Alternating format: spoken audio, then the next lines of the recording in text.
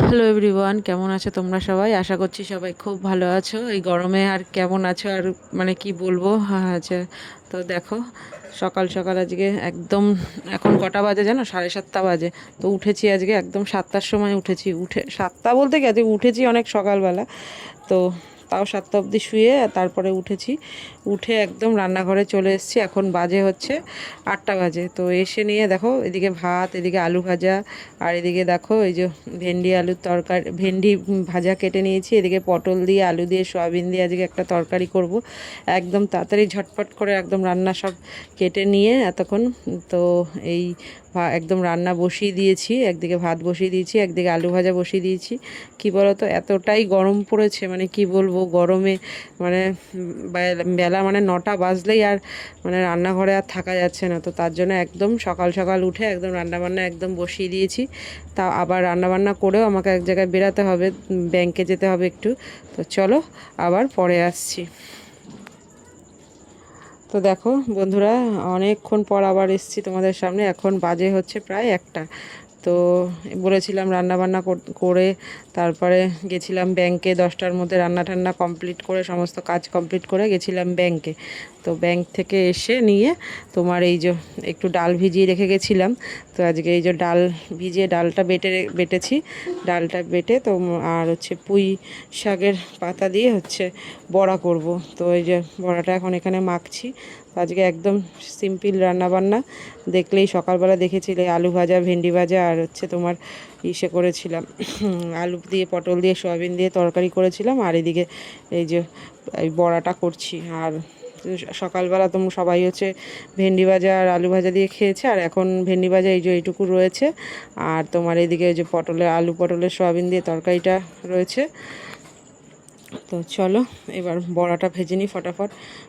আর এদিকে আমার মা আজকে পাঠিয়েছে যে মাশরুমের তরকারি, মানে মাশরুমে করে পাঠিয়ে দিয়েছে মা। আর এদিকে এই যে আমি বড়াটা এখানে মেখে নিয়েছি। তো বড়া ভাজাটা এখন ভাজবো। ওই যে গ্যাসটা ধরিয়ে এখন বড়া ভাজবো।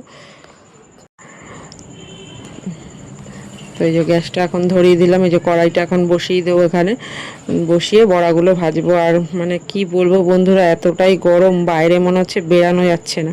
মানে ব্যাংকের কাজ করতে গেছি, মানে কি বলবো, মাথা যন্ত্রণায় মানে ছিঁড়ে যাচ্ছে আমার। এসে আর বড়াটা ভাজতে ইচ্ছা করছিল না, তাও ভাজলাম।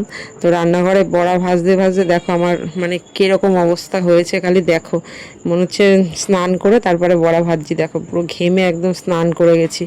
তো চলো আবার পরে দেখা হচ্ছে। তো হ্যালো বন্ধুরা, তো দেখো এখন কটা বাজে জানো? এখন বাজে হচ্ছে 9টা বাজে, পুরো 9টা বাজে, একদম ডট 9টা। তো তোমাদের সঙ্গে তো সেই দেখা হয়েছিল সেই দুপুরবেলা যখন বড়া ভাজছিলাম তখন।